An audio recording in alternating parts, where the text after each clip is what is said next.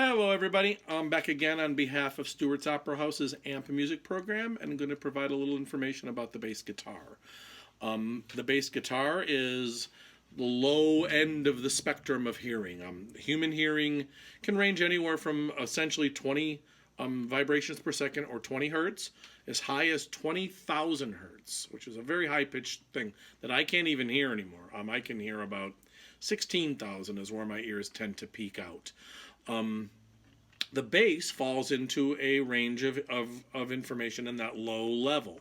Like this low E string on a bass guitar, this is the E, rings out at 41 beats per second. So that is vibrating 41 times a second. When we get all the way up here, the range goes to about 400 times a second. Every time you go through this range, it doubles.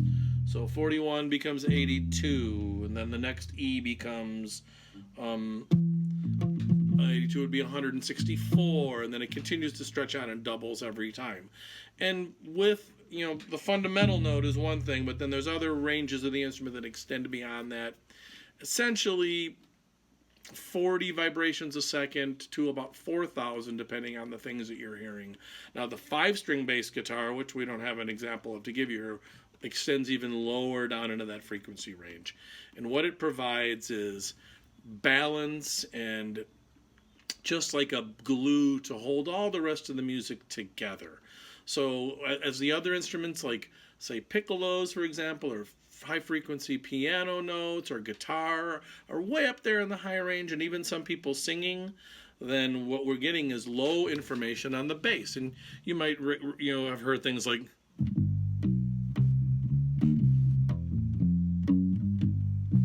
that nice low sound that goes along with most of the music that we like to listen to. So in this section of our video, we're going to talk about the parts of the bass, just parts of stringed instruments in general too as we go along.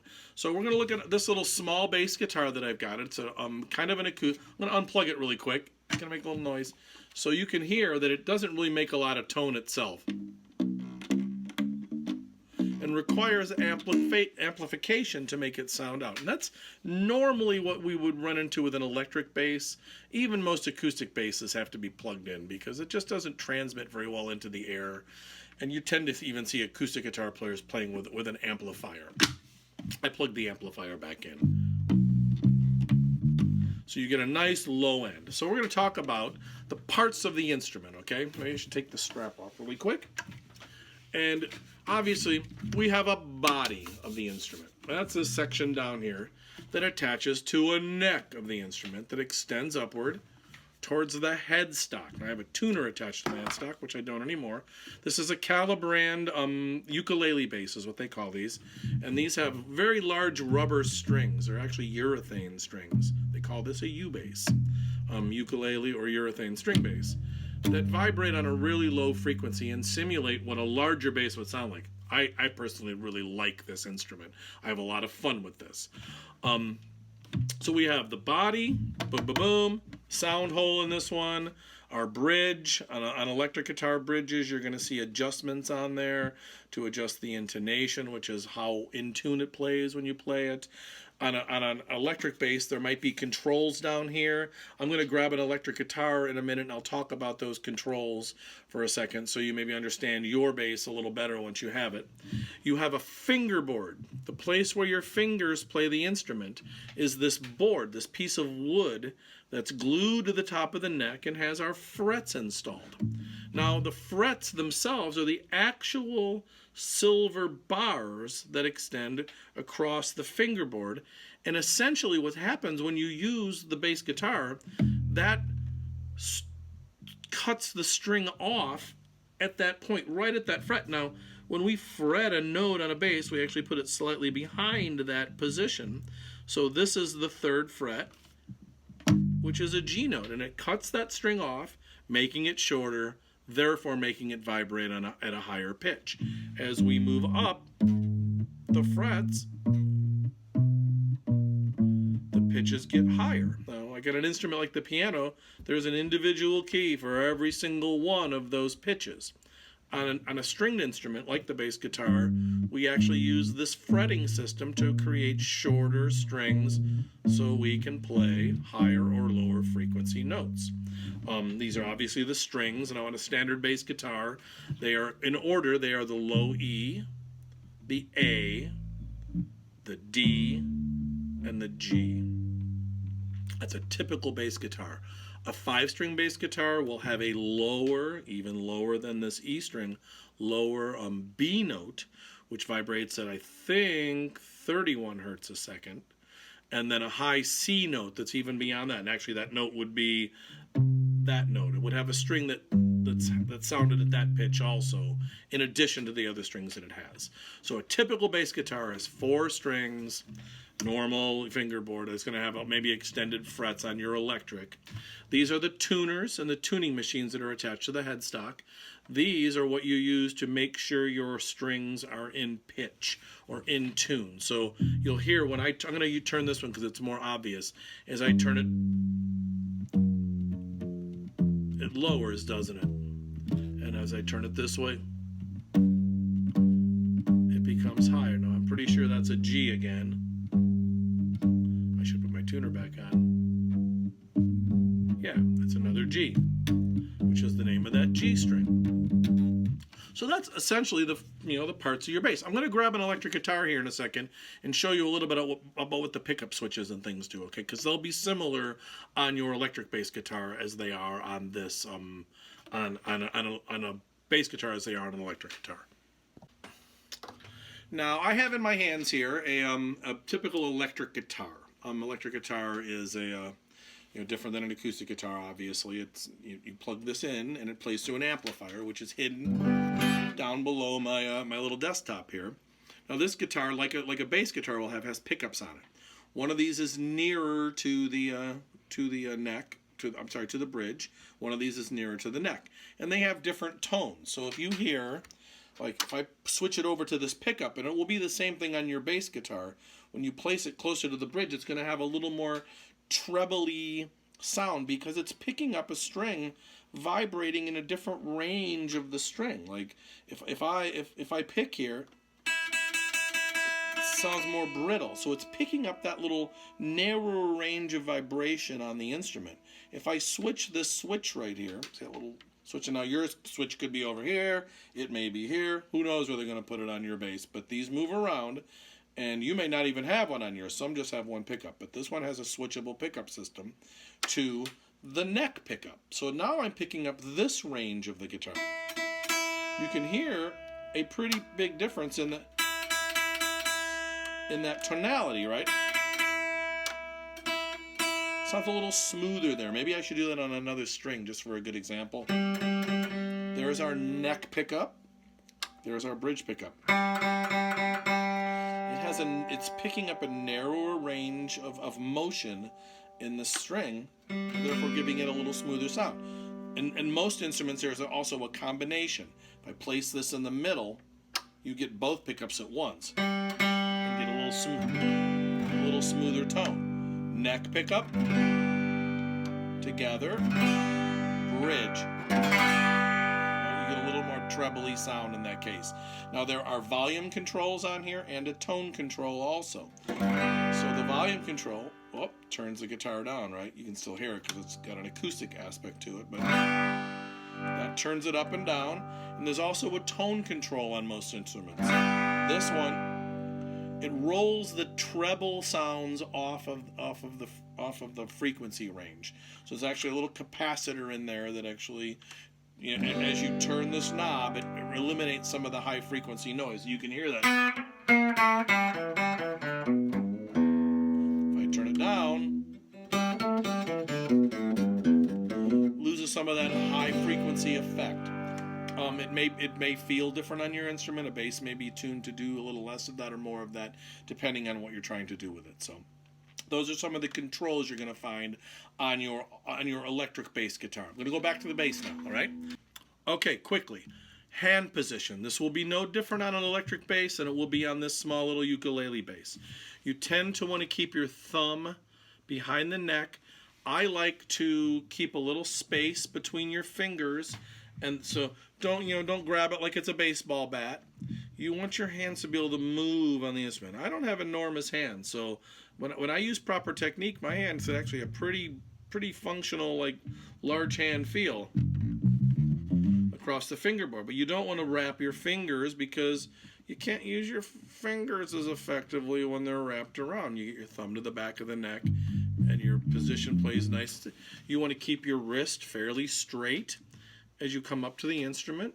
So I'm doing that there, a fairly straight feel to it, so you're not stressing out the joints of your hand and causing any eventual repetitive stress disorder injuries or anything that might happen if you had really bad, like, if you were playing the bass all weird, your hand might get injured or sore. And I've had experience with those things in the past, so I'm sort of cautious about those things. When you place your hand, I'm going to get kind of close here, on the fingerboard to make a bass note, it's particularly important to make sure that your hand is close to the fret that you're playing. Now, we talked earlier in the video about these frets being where the string gets cut off, right? So when we push down in between them, we're actually pushing the string against that section of the fret right there and cutting the string off at the point where it contacts that fret. Now, if I move back a little too far, the pressure gets on the fret behind, and all of a sudden you get that buzzy noise. That's going to be worse on your electric bass guitar than it is on here. But the closer I move to the fret, the better tone I get, right? And you don't want to press too hard either, just enough to make this note sound nice and clear. Nice, clear tone. Using all four fingers are really important. Now, when we're picking the bass, there are a lot of schools of thought about this, and a lot of guys argue about whether or not that's right. Some people use a pick. Not most, I shouldn't say that. A lot of bass players prefer to use their fingers because it has a softer tone against the strings, I think. Where you're picking and you're just picking off the sides of your fingertips. You can probably see what I'm doing. Bad position for me. I couldn't actually pull that off in that when I was holding there. To get that nice soft tone. Some guys use a pick. So you hold a pick in your hand, and you can hear the difference in that pick, in that attack, right? So it's not just your flesh touching the strings.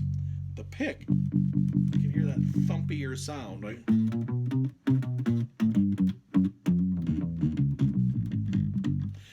Makes a little different tone. It is a personal preference, and whatever you choose to do is what you should stick with and play. I think bass players should learn to do a little bit of both. So why not be able to do two things? Like you can always put the pick down. So when we were demonstrating the string earlier and the pickups on that electric guitar, where one was positioned here and one was positioned here, the position of your picking hand can also very, very strongly affect the tone of your bass. So if you're playing here, get a nice soft sound, right? If I move that,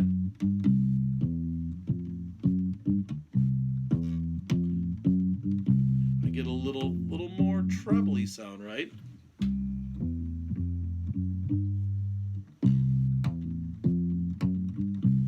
Picking the string at a different point on the string, causing it to vibrate slightly differently than it would when you're picking it in a different range. So the string can be a very reactive thing. So I pick here. You can hear the difference in that range. It has to do a lot with the fact that you're picking there and the string can only move so much at this point, and therefore only move so much at this point. And when you pick here, you're actually pushing it into a bigger range of motion. I think it tends to sound a little smoother. That is my best explanation for picking. Experiment with where you like to be. I mean, there's a sweet spot that everybody likes to play in. And you might find yourself changing in the middle of a song depending on the feel you want. It's really fun. Experiment with things and enjoy yourself. All right, I'm back.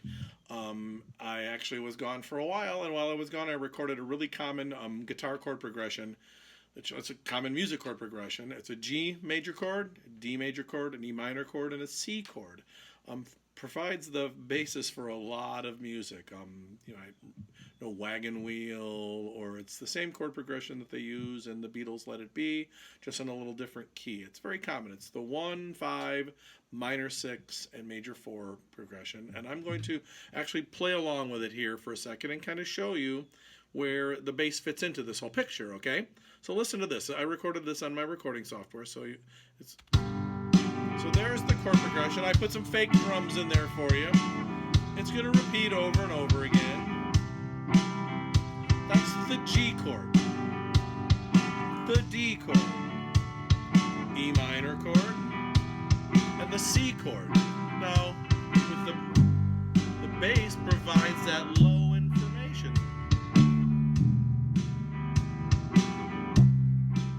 It's a little better.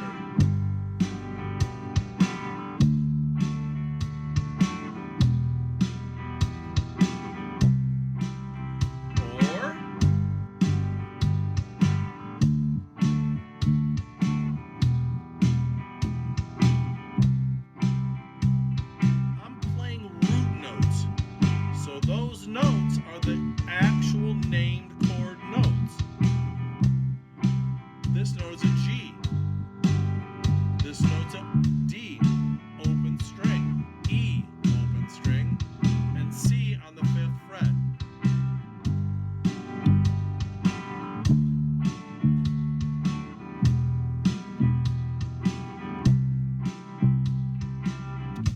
And we can get more complicated than that.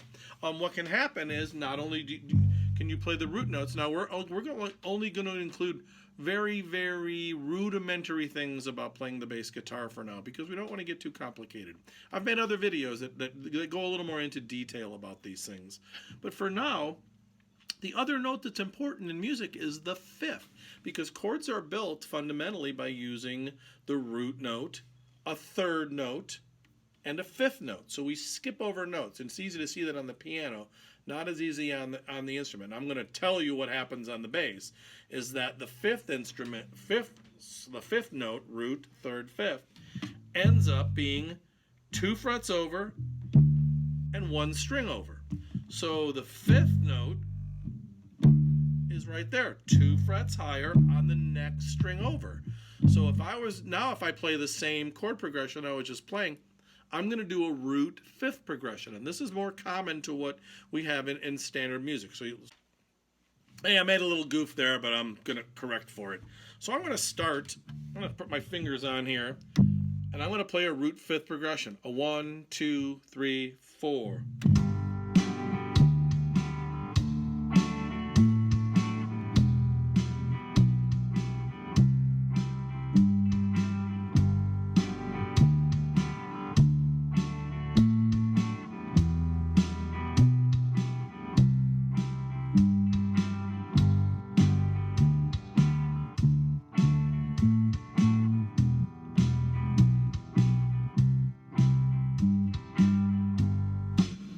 That is about as simple as the bass guitar gets. Now, later on, and I've got another video up on here on Stuart's website that you'll be able to access, and I'll provide links to it in our documents that you'll be able to get to use a little more complicated bass lines. And then I did put a really cool one together with an old funky bass line. Something of that nature. So, as you get better and better, you can access some different things.